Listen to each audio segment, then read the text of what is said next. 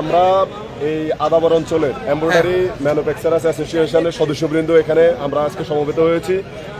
আমাদের 20 তারিখে এখানে প্রতি মাসের 20 তারিখে 21 তারিখে আমাদের বেতন দেওয়া হয়। গতকালকে শুক্রবার ছিল, যার কারণে আমরা বেতন দিতে পারিনি। আজকে আমরা বেতন দিচ্ছি।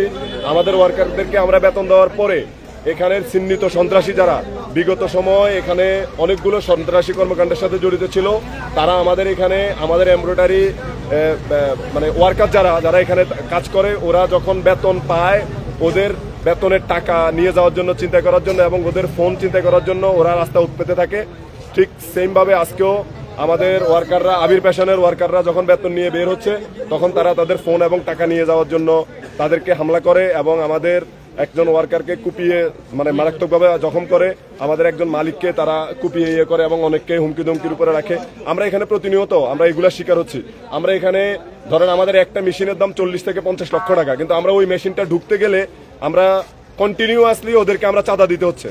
আমরা চাঁদা না দিয়ে আমাদের মেশিন ঢুকাইতে পারি না। আমরা একটা মেশিন বের করতে গেলে আমরা চাঁদা দিতে হচ্ছে এবং সব সময় এরা আমাদের ওয়ার্কারদেরকে, আমাদের মালিকদেরকে ডিস্টার্ব করে, আমাদের ফ্যাক্টরিতে এসে হামলা করে। ফ্যাক্টরিতে চাঁদা দেওয়া লাগে, ওরা বিভিন্ন অকেশনের নাম করে, বিভিন্ন দিবসের নাম করে আমাদের ফ্যাক্টরিতে আসে এবং ফ্যাক্টরিতে এসে ওদেরকে টাকা দিতে হবে, নাহলে তারা ফ্যাক্টরিতে তালা দিয়ে দিবে।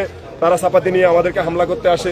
এই জন্য আসলে আমরা টোটালি আজকে আদাবর এই অঞ্চলের ব্যবসায়ীরা সম্মিলিতভাবে আমরা প্রশাসনের কাছে আজকে আমরা বিষয়টা জানান দেওয়ার জন্য আমরা এখানে এসেছি।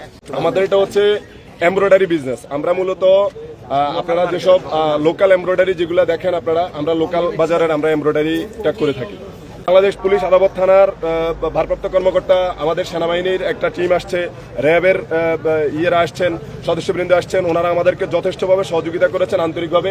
আমাদেরকে টোটাল এই বিষয়টা আগামী আজকে রাত সেহরি পর্যন্ত ওনারা সময় নিয়েছে। এর মধ্যে ওনারা আমাদেরকে এই বিষয়ে সঠিক একটা সুরাহ করে দিবেন বলে আশ্বস্ত করেছেন। একজন হসপিটালে আছেন, আমাদের আরেক মালিক ভাই এখন এখানে আছেন, হসপিটালে 2 জন আছেন। সরি, এমব্রয়ডারি মালিক।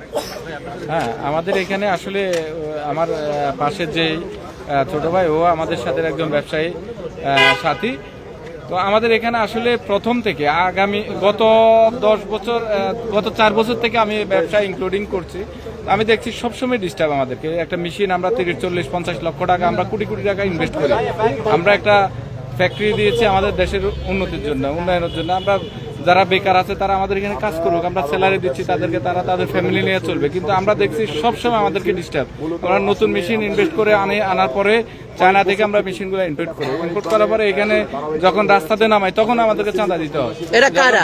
এরা এক ধরনের এই মোহাম্মদপুরের ভিতরে মানে চাপাতি গ্রুপ, আপনার এই যে বিভিন্ন রকম গ্রুপ আছে, এরা আসলে কোনো দলের না আমি মনে করি। এরা এক ধরনের একটা গ্রুপ, এরা সবসময় এগুলা নিয়ে বসে থাকে। আর আমাদের ওয়ার্কারদেরকে আমরা ওই যে সে যে বললো যে আমরা 20 তারিখে স্যালারি দিই, এখন 20 তারিখে ওরা জানে যে এই ফ্যাক্টরিগুলা 20 তারিখে স্যালারি ওরা উৎপাদে থাকে। এই স্যালারিগুলা পোলাপান থেকে কিভাবে নিবে, তাদের মোবাইল কিভাবে নিয়ে যাবে, এগুলা নিয়ে একটা গন্ডগোল সৃষ্টি করে।